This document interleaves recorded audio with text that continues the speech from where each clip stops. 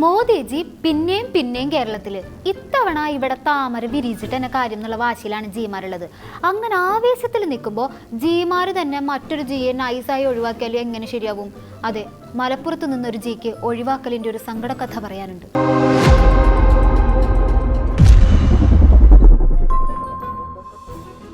നമ്മുടെ ജിമാരൊക്കെ ഭയങ്കര ആവേശത്തിലാണ്.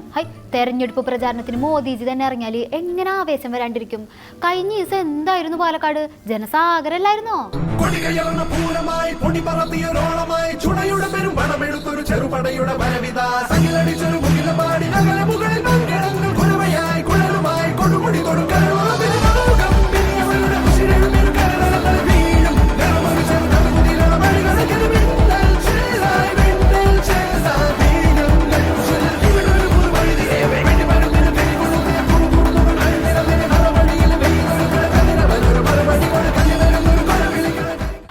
മോദിജിയുടെ റോഡ് ഷോ ഒക്കെ ഗംഭീരമായിട്ട് നടന്നു. പക്ഷെ ഒരു ഭാഗത്ത് റോഡ് ഷോ ജിമാരെല്ലാവരും ആഘോഷാക്കുമ്പോൾ മറുവശത്തും മറ്റൊരു ജി സങ്കടം കടിച്ചമർത്തിയിരിക്കുന്നുണ്ടായിരുന്നു. ആരാ? മലപ്പുറത്തെ NDA സ്ഥാനാർത്ഥി ഡോക്ടർ അബ്ദുൾ സലാം. റോഡ് ഷോയിൽ പങ്കെടുക്കാൻ വേണ്ടി പുള്ളി മലപ്പുറത്തുനിന്ന് പെട്ടിയും കിടക്കെടുത്ത് വന്നതായിരുന്നു. റോഡ് ഷോയിൽ പങ്കെടുപ്പിച്ചില്ല എന്ന് മാത്രമല്ല, മോദിജിയുടെ വണ്ടിയുടെ അടുത്തേക്ക് പോലും അടുപ്പിച്ചില്ല. അങ്ങനെ 4-5 മണിക്കൂർ വെയിൽ കൊണ്ട് സലാംജി മലപ്പുറത്തേക്ക് തിരിച്ചുപോയി.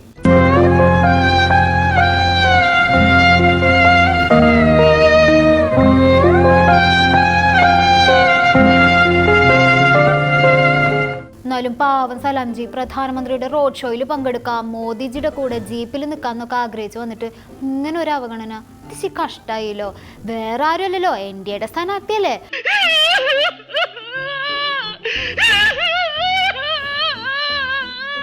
റോഡ് ഷോയിൽ വണ്ടിയിൽ കയറ്റിയില്ലെങ്കിൽ എന്താ? അപ്പൊ എന്നെ സുരേന്ദ്രൻജി ഫോണിൽ വിളിച്ച് സലാംജിയെ ആശ്വസിപ്പിച്ചില്ലേ? പരാതി ഉണ്ടോന്ന് ചോദിച്ചില്ലേ? സുരേന്ദ്രൻജി അങ്ങനെയാണ്. ഞങ്ങളുടെ സുരേന്ദ്രൻജി ഭയങ്കര കെയറിങ് ആണ്. അല്ലാണ്ട് സലാംജി ഇനി എന്തെങ്കിലും പറയുമോന്ന് പേടിച്ചിട്ടൊന്നല്ല കേട്ടോ. സ്നേഹം, വെറും സ്നേഹം.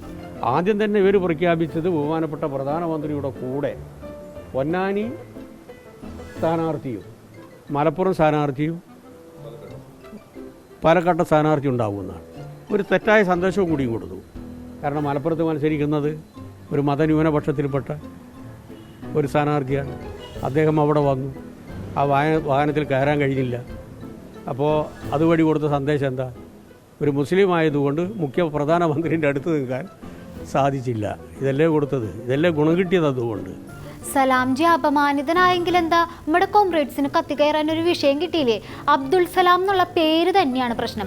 അതുകൊണ്ടാണ് മോദിജിയുടെ കൂടെ വണ്ടിയിൽ അബ്ദുൾ സലാമിനെ കയറ്റാഞ്ഞതെന്നാണ് ബാലൻ സഖാവ് പറയണത്. സത്യം എന്തുകൊണ്ടായാലും ഒരു വിഷയം കിട്ടിയപ്പോൾ അതിനെ പൊളിറ്റിക്കലി ഉപയോഗിക്കാനുള്ള ബാലൻ സഖാവിൻ്റെ ആ ഒരു കഴിവുണ്ടല്ലോ, ഭയങ്കരം തന്നെ കേട്ടാ. എന്നിട്ട് സലാംജിയുടെ സലാംജിക്ക് എന്തിട്ടാ പറയാനുള്ളത്? അതാണ് നമുക്ക് അറിയേണ്ടത്. പ്രൈം മിനിസ്റ്റർ വരുന്ന കാര്യം ഇന്നലെയും മെനഞ്ഞാന്നും ഒരാഴ്ചയായിട്ട് ഇവിടെ കേൾക്കുന്നുണ്ടായിരുന്നു. റോഡ് ഷോയ്ക്ക് വരുന്നത് എന്നെ റോഡ് ഷോയ്ക്ക് ഒന്നും പറഞ്ഞ് എന്നെ ആരും വിളിച്ചതുമില്ല. പക്ഷെ പ്രൈം മിനിസ്റ്റർ വരുന്നു എന്ന് പറഞ്ഞപ്പോൾ എനിക്ക് പ്രൈം മിനിസ്റ്റർ കാണണം. അപ്പോൾ എൻ്റെ ഐഡിയ ഒക്കെ ക്രിയേറ്റ് ചെയ്തു തന്നു. ഞാൻ അവിടെ ചെന്ന് ഞാൻ പോയതിൻ്റെ പർപ്പസ് പ്രൈം മിനിസ്റ്റർ മലപ്പുറത്തേക്ക് ക്ഷണിക്കുക എന്നുള്ളതായിരുന്നു.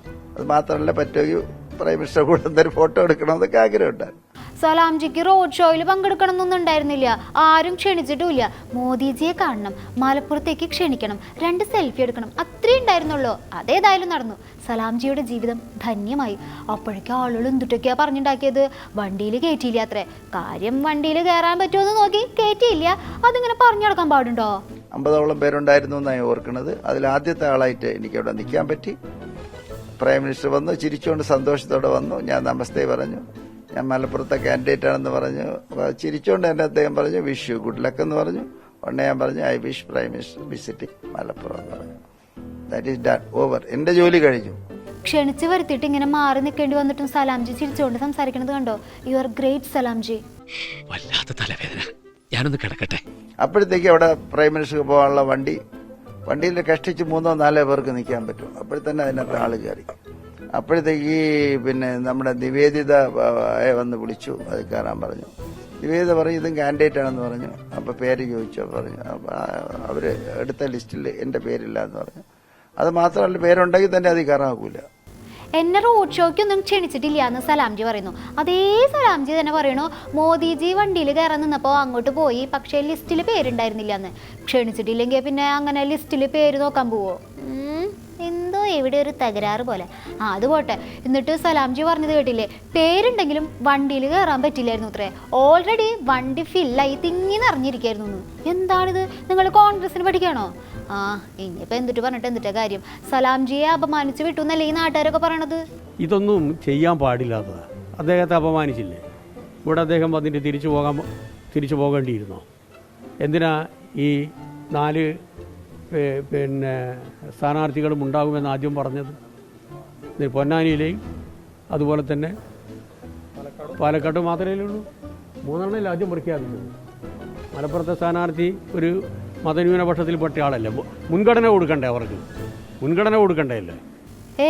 മുൻഗണന കൊടുക്കാനൊന്നും ഞങ്ങളുടെ ജിമാരെ കൊണ്ട് പറ്റില്ല.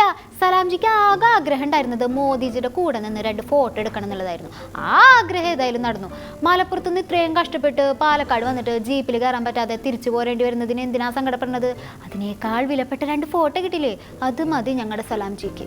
ഞാൻ പോയത് മോഡിജി അടുത്ത് വരുന്നുണ്ട്, മോഡിജിയെ കാണണം, ഗ്രീറ്റ് ചെയ്യണം, പറ്റുമെങ്കിൽ ഒരു ഫോട്ടോ എടുക്കണം, പറ്റുമെങ്കിൽ അദ്ദേഹത്തെ വിളിച്ചിവിടെ കൊണ്ടുവരാൻ ശ്രമം നടത്തണം, അത്രയും മാത്രമേ ഉള്ളായിരുന്നു. അത് ഭംഗിയായിട്ട് നടന്നു. എനിക്ക് നല്ല പ്രൈം മിനിസ്റ്റർ ഗുഡ് ലക്കും കിട്ടി, അത്ര തന്നെ. ആ കണ്ണീര് അങ്ങോട്ട് തുടച്ചു കളഞ്ഞിട്ട് പറയും സലാംജി എന്തായാലും അച്ചടക്കമുള്ള പാർട്ടി പ്രവർത്തകൻ തന്നെ. സുരേന്ദ്രൻജി ആശ്വസിപ്പിക്കലിന് ശേഷം ഒന്നും എതിർത്ത് പറഞ്ഞില്ലല്ലോ. മോദിജിയെ കാണാ, 2 വാക്ക് മിണ്ട, ഫോട്ടോ എടുക്കാന്നുള്ളത് മാത്രമായിരുന്നു ആഗ്രഹം എന്നല്ലേ ജി പറയണത്? മുടക്കൻ. ഇങ്ങനെയുള്ള പ്രവർത്തകരെയാണ് പാർട്ടിക്ക് ആവശ്യം. ഇനി മോദിജിനെ പറ്റി 2 വാക്കും കൂടി പൊക്കി പറഞ്ഞാൽ ഒക്കെ സെറ്റ്. രഹസ്യമായി ഒരുപാട് മോഡിയുടെ ആരാധകരിവിടെയുണ്ട്. അവരൊക്കെ ഒരു ചേഞ്ചിന് വേണ്ടി വോട്ട് ചെയ്യുമെന്ന് തന്നെയാണ് ഞാൻ വിശ്വസിക്കുന്നത്. കൊള്ളാം, എവനാള് കൊള്ളാം. നീ പൊന്നപ്പനല്ലടാ, തങ്കപ്പൻ. ഏതായാലും ഈ വിഷയത്തിൽ സലാംജിയെക്കാളും സങ്കടം AK ബാലനാണ്. അല്ലെങ്കിലും മറ്റുള്ള പാർട്ടിയിൽ എന്തെങ്കിലും പ്രശ്നം വരുമ്പോഴത്തേക്കും ഓടി വരാൻ നമ്മുടെ കോംറേഡ്സ് അല്ലേ ഉണ്ടാവുള്ളൂ. ലീഗ് 3ാം സീറ്റ് ചോദിച്ച സമയത്ത് എന്തായിരുന്നു ലീഗിനെ അവഗണിക്കുന്നേ എന്ന് പറഞ്ഞ് EP സങ്കടം. അതുപോലെ ആയതും യഥാർത്ഥ മനുഷ്യ സ്നേഹികൾ തന്നെ അല്ലേ, ആർക്കും സംശയമൊന്നുമില്ലല്ലോ അല്ലേ? അദ്ദേഹം പിന്നെ അവിടെ പോയില്ലേ, എന്നിട്ട് വളരെ വളരെ അപമാനിതനായിട്ടല്ലേ അദ്ദേഹം തിരിച്ചു പോയി. ഇത് നമ്മളെ ഗവർണർ കൂടി മനസ്സിലാക്കേണ്ട ഒരു കാര്യമാണ്. മതന്യൂനപക്ഷത്തിൽപ്പെട്ടവർ BJPയിലേക്ക് പോയാലുള്ള ഈ തൊട്ടുകൂടായ്മ ആദ്യം മനസ്സിലാക്കേണ്ടത് നമ്മളെ ബഹുമാനപ്പെട്ട ഗവർണറാണ്. നിന്നെ ഞാനിന്ന് കൊല്ലോടാ കുരുത്തം കെട്ടവന്. വെറുതെ നാണക്കേടാക്കിയില്ലേ? എന്ത് ഗുണം ഇതുകൊണ്ട് കിട്ടിയത്? അങ്ങനെയൊന്നും എനിക്ക് തോന്നിയിട്ടില്ല. കാര്യം എന്നെ അങ്ങനെ റോഡ് ഷോയിൽ കൊണ്ടുപോകാന്ന് പറഞ്ഞ് ആരും വിളിച്ചിട്ടില്ല. മറ്റുള്ളവർ പറഞ്ഞിട്ടുണ്ടെങ്കിൽ എനിക്കറിയത്തില്ല. എന്ന് ആരും വിളിച്ചിട്ടുമില്ല. ഞാൻ അതിനുവേണ്ടിയല്ല പോയത്. എന്റെ purpose was done. Purpose meeting prime minister, greeting prime minister, inviting prime minister to Malappuram. ഇനിയൊന്നും പണയണ്ട, എല്ലാവർക്കും എല്ലാം മനസ്സിലായി പോടുന്നു. സലാംജി ശരിക്കും ഒന്ന് മനസ്സിരുത്തി ആലോചിച്ച് നോക്കിയേ, മോദിജിയുടെ കൂടെ വണ്ടിയിൽ കയറണം നിങ്ങൾക്ക് ആഗ്രഹം ഉണ്ടായിരുന്നില്ലേ? അതൊക്കെ ഉണ്ടായിരുന്നു. പിന്നെ എന്താ ഈ പറയണത്? പ്രൈം മിനിസ്റ്റർ വണ്ടി കയറണമെന്ന് ചേർന്ന് നിൽക്കണമെന്ന് ആഗ്രഹമില്ലാത്ത ഏത് BJPക്കാരനാ ഉള്ളത്? പിന്നെ ഇത് പണ്ടേ ആഗ്രഹിച്ചതല്ലേ. സാരില്ല സലാംജി, എല്ലാ ആഗ്രഹങ്ങളും അങ്ങനെ നടക്കണം എന്നില്ലല്ലോ. എല്ലാ വിഷമങ്ങളും അങ്ങോട്ട് സഹിക്കുക. ഏതായാലും അങ്ങോട്ട് പോയതല്ലേ. എന്നാലും ഇന്ത്യയിലെ തന്നെ ആകെയുള്ള ഒരേ ഒരു മുസ്ലിം NDA സ്ഥാനാർത്ഥിയല്ലേ, കുറച്ച് പരിഗണന കൊടുക്കായിരുന്നു. പാവം സലാംജി മോദിജിയുടെ കൂടെയുള്ള റോഡ് ഷോയും സ്വപ്നം കണ്ട് കാത്തിരിക്കുകയാണ്. പാവം സ്വപ്നങ്ങളെ നിങ്ങൾ സ്വർഗകുമാരികളല്ലോ. ഇനി നമുക്ക് അടുത്ത ജിയുടെ കാര്യം പരിശോധിക്കാം. നമ്മുടെ സ്വന്തം സുരേഷ് ഗോപിജി. കലാമണ്ഡലം ഗോപിയാശാൻ വീട്ടിലേക്ക് ക്ഷണിച്ചതിന്റെ സന്തോഷത്തിലാണ് സുരേഷ് ഗോപിജി ഉള്ളത്. ഇനി നമ്മുടെ ജി ഒരു പൊളി പൊളിക്കും.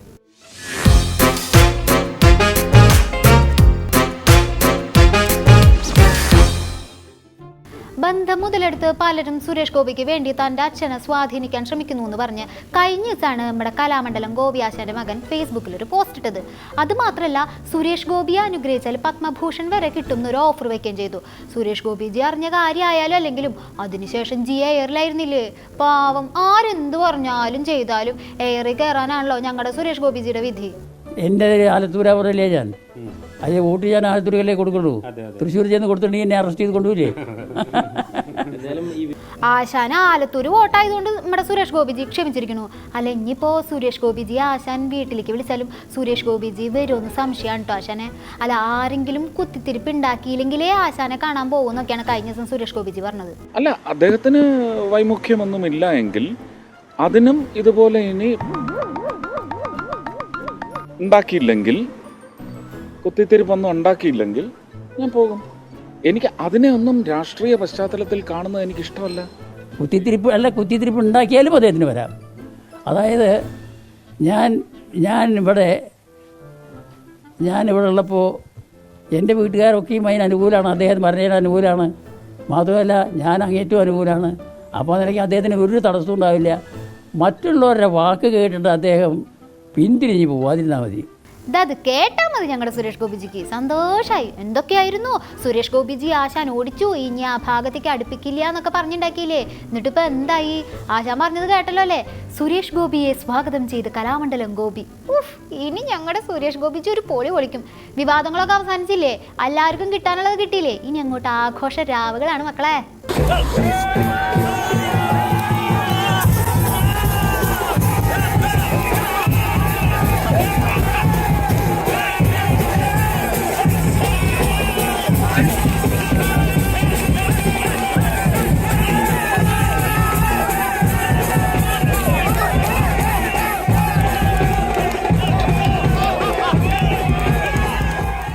എന്നാലും കുത്തിത്തിരിപ്പുണ്ടാക്കിയില്ലെങ്കിൽ വരാമെന്നൊക്കെ സുരേഷ് ഗോപിജി പറഞ്ഞത് എന്തുകൊണ്ടായിരിക്കും? ഈ കുത്തിത്തിരിപ്പുണ്ടാക്കണത് ആരായിരിക്കും ആശാനെ? അദ്ദേഹത്തിൻ്റെ കൂട്ടത്തിൽ നടക്കുന്നവരായിരിക്കും ഉണ്ടായിരിക്കുന്നത്. അല്ലെങ്കിൽ അദ്ദേഹത്തിനോട് ഇപ്പോൾ വേറൊരു സ്നേഹം സമ്പാദിക്കാൻ വേണ്ടി ചിലത് പറയുന്നുണ്ട്. അങ്ങനെ പറഞ്ഞാലെങ്കിലും കുറച്ച് സ്നേഹം കൂടുതൽ കിട്ടുമല്ലോ വെച്ചിട്ട്. പക്ഷേ സുരേഷ് ഗോപിയുടെ സ്നേഹം സമ്പാദിക്കാൻ വേണ്ടിയിട്ട് പറയുന്ന ആൾക്കാരായിരിക്കും. ആരാ പറയണമെന്ന് വെച്ചാൽ എനിക്കറിയില്ലല്ലോ. സുരേഷ് ഗോപിജിയുടെ കൂടെ നടക്കുന്നവരാ കുത്തിത്തിരിപ്പ് ഉണ്ടാക്കണമെന്നാണ് അപ്പം ആശാൻ പറയണത്. അതാരപ്പാ സുരേഷ് ഗോപിജിയുടെ കൂടെ നടക്കണത്? കൂടെ നടന്ന് കുത്തിത്തിരിപ്പ് ഉണ്ടാക്കാന്ന് പറയുമ്പോൾ എപ്പോഴും എന്താവശ്യം വന്നാലും കൂടെ ഉണ്ടായിരിക്കുന്ന ആളായിരിക്കുമല്ലോ. അതാരാ? അത് പൊളിഞ്ഞു പോയില്ലേ, മകന്റെ പിൻവലിച്ചു പോയില്ലേ. എന്തൊരു ദുഷ്ടലാക്കാണ് സുരേഷ് ഗോപിയെ. ഏത് രീതിയിലും ഒരു സംഘം അവിടെ പ്രവർത്തിച്ചുകൊണ്ടിരിക്കും. സുരേഷ് ഗോപിക്കെതിരായി കഴിഞ്ഞ കുറച്ച് കാലങ്ങളായി വ്യാജ പ്രചരണങ്ങളുടെ ഒരു പെരുമഴ തന്നെയാണ് തൃശ്ശൂരിൽ. ഹേ സുരേന്ദ്രൻജി, ആരും സംശയിച്ചിട്ടില്ല കേട്ടോ. എന്നാലും പത്മഭൂഷൺ ഓഫർ ചെയ്യാന്നൊക്കെയുള്ള ബുദ്ധി ആരാണാവോ ഉപദേശിച്ചു കൊടുത്തത് നമ്മളിങ്ങനെ സംസാരിക്കായിരുന്നു. എന്തായാലും ഒരു കാര്യമുണ്ട്, ഗോപിയാചൻ വളരെ സന്തോഷത്തോടെയാണ് സുരേഷ് ഗോപിജിനെ വീട്ടിലേക്ക് ക്ഷണിച്ചിട്ടുള്ളത്. ആ കാര്യത്തിൽ സുരേഷ് ഗോപിജിക്ക് സന്തോഷിക്കാം. അങ്ങനെ തന്നെയല്ല ആശാനെ? അയ്യോ, അതിന് സന്തോഷത്തോടു കൂടി അല്ലാണ്ട് അത് മനപ്രയാസത്തോടു കൂടി സ്വീകരിക്കില്ലോ ആരും. അത് പന്തുവരെ പറഞ്ഞിട്ടില്ലല്ലോ. സന്തോഷത്തോടു കൂടി തന്നെ സ്വീകരിക്കുള്ളൂ. അദ്ദേഹത്തിൻ്റെ മാനസിക വിഷമം എന്താണ് എന്നുള്ളത് അദ്ദേഹം തന്നെ അദ്ദേഹത്തിനെ ഉപദേശിച്ചു കൊടുത്തുള്ള ആൾക്കാരോട് ചോദിച്ചിട്ട് തിരുത്തുകയാണ് വേണ്ടതെന്ന് മാത്രം. കാര്യങ്ങളൊക്കെ ഓക്കെയാണ്, പക്ഷേ ഇടയ്ക്കിടയ്ക്കുള്ള ഈ കുത്താണ് സഹിക്കാൻ പറ്റാത്തത്. ഇമാതിരി ഉപദേശങ്ങൾ തന്നത് ആരായാലും അതെല്ലാം സംസാരിച്ച് തിരുത്തി മാനസിക വിഷമം മാറ്റാനാണ് സുരേഷ് ഗോപിജിയോട് ആശാൻ പറയണത്. സുരേഷ് ഗോപിജി ഈ ഉപദേശമൊക്കെ കേൾക്കുന്നുണ്ടല്ലോ അല്ലേ? ആരാണാവോ ഇത്രയും ബുദ്ധിപൂർവമായ ഉപദേശങ്ങൾ കൊടുക്കണത്? അവരൊക്കെ എവിടെയാണാവോ അല്ലേ?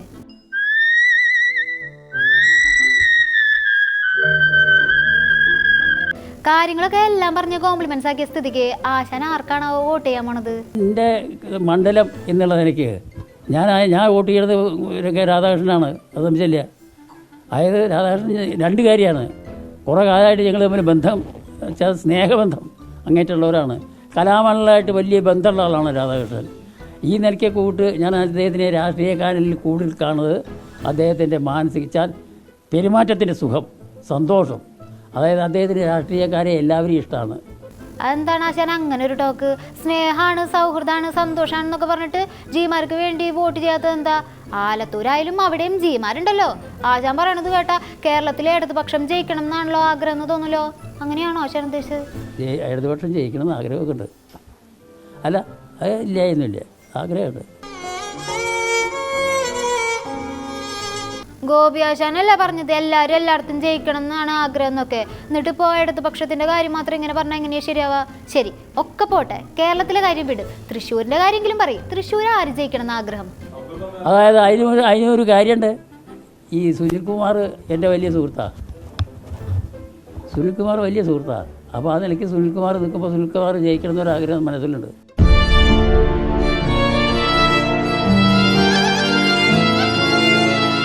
ഞങ്ങളുടെ സുരേഷ് ഗോപിജി സന്തോഷിച്ച് വന്നതായിരുന്നു. പിന്നെ അപമാനം. VS സുനിൽകുമാറിനെ പോലെ തന്നെ അങ്ങേക്ക് സൗഹൃദമുള്ള ആളല്ലേ സുരേഷ് ഗോപിജി. അപ്പൊ ജയിക്കണം എന്ന് ആഗ്രഹമില്ലേ? സുരേഷ് ഗോപി ജയിക്കണം എന്ന് ആഗ്രഹമുണ്ട്. പക്ഷെ എങ്ങനെ ഉണ്ടാവുക എന്ന് ചോദിച്ചാൽ എനിക്ക് മുഴുവൻ പറയുമല്ലോ. സുരേഷ് ഗോപിജി ജയിക്കണം എന്ന് ആഗ്രഹമൊക്കെ ഉണ്ടെന്ന് പറഞ്ഞിട്ട് പക്ഷെ ജയിച്ചു കഴിഞ്ഞാൽ എന്താവെന്ന് അറിയില്ല അത്ര. എന്തൊക്കെ ചെയ്തിട്ടും എന്തൊക്കെ പറഞ്ഞിട്ടും ഞങ്ങളുടെ സുരേഷ് ഗോപിജിക്ക് എന്നും ഇതന്നെ അവസ്ഥ. പത്മഭൂഷൺ വേണ്ടെങ്കിൽ വേണ്ട, മുണ്ട് നേരിയതും കൊണ്ടുവരാന്ന് പറഞ്ഞില്ലേ, എന്നിട്ടും വേണ്ട. ഇനി ഒന്നും പറയണ്ട, ഞങ്ങളുടെ സുരേഷ് ഗോപിജിക്ക് ഇതൊന്നും താങ്ങാൻ പറ്റില്ല കേട്ടാ, പിഞ്ചു മനസ്സാണ്. എന്ത് വിധി ഇത്? കോൺഗ്രസിൽ നിന്ന് ഇടതടവില്ലാണ്ട് ആളുകൾ BJPയിലേക്ക് എത്തുന്നതിന്റെ സന്തോഷത്തിലിരിക്കുകയാണ് സുരേന്ദ്രൻജി. എത്രയൊക്കെ തിരിച്ചടി ഉണ്ടായാലും ഞങ്ങൾ തളർന്നിട്ടില്ല എന്ന് പറഞ്ഞിരിക്കുകയാണ് കോൺഗ്രസ് നേതാക്കൾ. അപ്പോഴും ഒരു വശത്തൂടെ മറുകണ്ഠം ചാടൽ തകൃതിയായിട്ട് നടക്കുന്നുണ്ട്. ഇതെന്താണ്?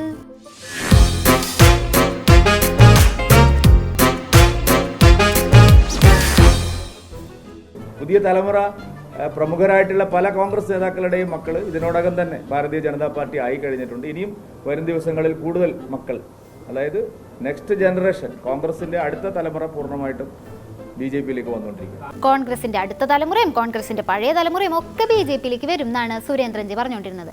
പണ്ടൊക്കെ സുരേന്ദ്രൻജി ഇങ്ങനെ പറഞ്ഞാലും ഇവിടെ കോൺഗ്രസ് നേതാക്കളൊക്കെ ചിരിക്കായിരുന്നു. പക്ഷെ ഇപ്പം അങ്ങനെയല്ല, പാവം കോൺഗ്രസ് നേതാക്കളുടെ ചന്നില് തീയാണ്. BJPയുടെ പ്രസിഡന്റ് കഴിഞ്ഞ ആഴ്ച പറഞ്ഞത് ഇനിയും ഞങ്ങൾ കുറച്ച് സീറ്റ് ഒഴിച്ചിട്ടേക്കുന്നത് മറ്റ് പാർട്ടിയിൽ നിന്ന് ആരെങ്കിലും വരാനുണ്ടോ എന്ന് നോക്കിക്കൊണ്ടാണ്. ഈ പറഞ്ഞതിന്റെ അർത്ഥം എന്താണ്? ഞങ്ങളുടെ പാർട്ടിക്കകത്ത് മണവും ഗുണവും ഉള്ള ഒരുത്തം പോലും ഇല്ല, വേറെ ആരെങ്കിലും വരുന്നോ നോക്കുക എന്ന് പറഞ്ഞു. ആഹാ, തീപ്പൊരു പ്രസംഗം. അപ്പോൾ ഈ പറഞ്ഞ മണവും ഗുണവും ഉള്ള നേതാക്കൾ എന്താ ഷിബുചേട്ടാ കോൺഗ്രസിൽ നിൽക്കാഞ്ഞത്? ഒരു ഗ്യാപ്പില്ലാണ്ട് അവരെല്ലാവരും BJPയിലേക്ക് പോയിക്കൊണ്ടിരിക്കുന്നത് എന്താ? ചവിട്ടും കുത്തും അപമാനവും എല്ലാം സഹിച്ച ആ പാർട്ടിയിൽ ഞാൻ നിന്നിരുന്നു. കോൺഗ്രസിൽ നിന്ന് ചവിട്ടും കുത്തും കിട്ടിയാലും എല്ലാം അങ്ങോട്ട് സഹിച്ചിരിക്കണം. ഹേ, അപ്പോഴല്ലേ നിങ്ങളൊക്കെ മണവും ഗുണമുള്ള പ്രവർത്തകരായി മാറുള്ളൂ. അതല്ലാന്നുണ്ടെങ്കിൽ നിങ്ങൾക്കൊന്നും ഒരു വില കിട്ടില്ല. അതുകൊണ്ടാ പാർട്ടിയിൽ നിന്ന് ഇങ്ങനെ അവഗണന തന്നുകൊണ്ടിരുന്നത്, അല്ലേ ഷിബുചേട്ടാ? ഞാൻ തിരിച്ചു ചോദിക്കട്ടെ, ഇത്രയും കാലം പറഞ്ഞല്ലോ, വകയ്ക്ക് കൊള്ളാവുന്ന ഒരാളിനെ നിങ്ങൾക്ക് BJPയിലേക്ക് ഇതിൽ നിന്ന് കിട്ടിയിട്ടുണ്ടോ? ബാക്കി ആര് പോയതും വിട്. കോൺഗ്രസിലെ സമുന്നതനായ നേതാവ് AK ആന്റണിയുടെ മകൻ അനിൽ ആന്റണി, ലീഡർ K കരുണാകരന്റെ മകൾ പത്മജ വേണുഗോപാൽ, ഇവരൊക്കെ നിങ്ങൾക്ക് വകയ്ക്ക് കൊള്ളാത്തതായി മാറിയത് എപ്പോഴാണ് ഷിബുചേട്ടാ? സ്വന്തം പാർട്ടിയിലെ നേതാക്കളുടെ മക്കളെ പോലും കോൺഗ്രസിൽ പിടിച്ചു നിർത്താൻ പറ്റാത്ത നിങ്ങളുടെ ആ ഒരു അവസ്ഥ ഉണ്ടല്ലോ, അത് നമുക്ക് മനസ്സിലാവും. ഓരോരുത്തർക്കും അവരുടേതായ രാഷ്ട്രീയമുണ്ട്. എന്നാലും പത്മജയെ പോലുള്ളവർ പറഞ്ഞേക്കണത് പാർട്ടിയിൽ നിന്നുള്ള അവഗണന സഹിക്കാൻ വയ്യാഞ്ഞിട്ടാണ് BJPയിൽ ചേരുന്നതെന്നാ. അതിനെന്തെങ്കിലും ന്യായീകരണം ഉണ്ടോ സഹോ? എന്തോ ഞാൻ അതിന് തന്നാരും വിളിച്ചില്ല, വിളിച്ചു തന്നെയല്ലേ എങ്ങനെയാ ആവശ്യത്തെ കാര്യങ്ങൾ ഇടപെടുത്താ. ഞങ്ങളെ സംബന്ധിച്ചിടത്തോളം BJP പറയുന്നത് നമുക്ക് പ്രശ്നമില്ല. പക്ഷേ CPM കേരളത്തിൽ അനുവർത്തിക്കുന്ന നയമുണ്ടല്ലോ, അത് ഏറ്റവും അപകടകരമായ നയമാണെന്ന് പറയാതിരിക്കാൻ നിവൃത്തിയില്ല. ഹിന്ദു നാമധാരികളായിട്ടുള്ള മതേതര വിശ്വാസികളായിട്ടുള്ള ഇന്ത്യൻ നാഷണൽ കോൺഗ്രസിന്റെ നേതാക്കന്മാരെ എല്ലാം ഒരു കുറിയിട്ട് പോയി കഴിഞ്ഞാൽ അവനെ സംഘീവൽക്കരിക്കുന്ന CPMന്റെ ഈ നിലപാട് അത് ആപൽക്കരമായ രാഷ്ട്രീയമാണ് എന്ന് പറയാതിരിക്കാൻ നിവൃത്തിയില്ല. BJP പറയണത് എന്തായാലും പ്രശ്നമില്ല, പക്ഷേ CPM പറഞ്ഞാൽ അത് പ്രശ്നമാണെന്നോ? എന്തോ ഇവിടെ ഒരു തകരാറ് പോലെ ഉണ്ടല്ലോ. BJP പറഞ്ഞാൽ പ്രശ്നമൊന്നുമില്ല എന്ന് ഇങ്ങനെ പറയലട്ടോ ഷിബുചേട്ടാ. UDFിലുള്ളവരുടെ പ്രഷർ കൂടും. അടുത്തത് ഏത് വിക്കറ്റാണാവോ തെറിക്കാൻ പോകണമെന്ന് ആലോചിച്ച് ടെൻഷൻ അടിച്ചിരിക്കുകയാണ് ആ പാവങ്ങൾ. എന്തായാലും ഷിബുചേട്ടൻ്റെ പ്രസംഗമൊക്കെ സൂപ്പറായിരുന്നു. ആവേശ് കുമാറായി ആഞ്ഞടിച്ച് കഴിഞ്ഞെങ്കിൽ ഒരു കാര്യം പറഞ്ഞോട്ടെ, കോൺഗ്രസിൽ നിന്ന് ഒരാളും കൂടി BJPയിലേക്ക് ചേർന്നിട്ടുണ്ട് കേട്ടോ. തിരുവനന്തപുരം നഗരസഭ മുൻ പ്രതിപക്ഷ നേതാവും KPCC എക്സിക്യൂട്ടീവ് അംഗമായിരുന്ന മഹേശ്വരൻ നായർ BJPയിൽ ചേർന്നു.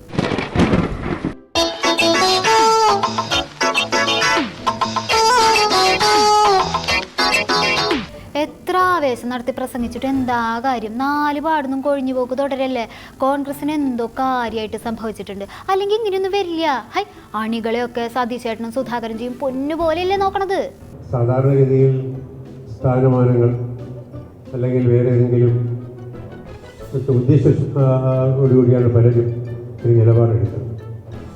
എന്നെ സംബന്ധിച്ചിടത്തോളം യാതൊരു ഉപാധിയുമില്ലാതെ സ്ഥാനമാനങ്ങളൊന്നും ആഗ്രഹിച്ചിട്ടല്ല BJPയിൽ ചേർന്നത് ഇത്രേ. കേട്ടിട്ട് കൊതിയാവാണ്. കോൺഗ്രസിലാണെങ്കിലും സ്ഥാനമാനങ്ങൾക്ക് വേണ്ടിയാണല്ലോ അടിപിടി.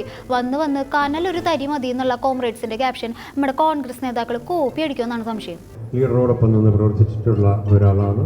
അങ്ങനെയുള്ള കൈപ്പേറിയ അനുഭവങ്ങളൊന്നും, കാരണം ഞാൻ ആരുടെത്തും ഒരു സ്ഥാനമാനത്തിന് വേണ്ടി പോകാത്തതുകൊണ്ട് എനിക്ക് അങ്ങനെയുള്ള ദുഃഖങ്ങളൊന്നും എനിക്കില്ല.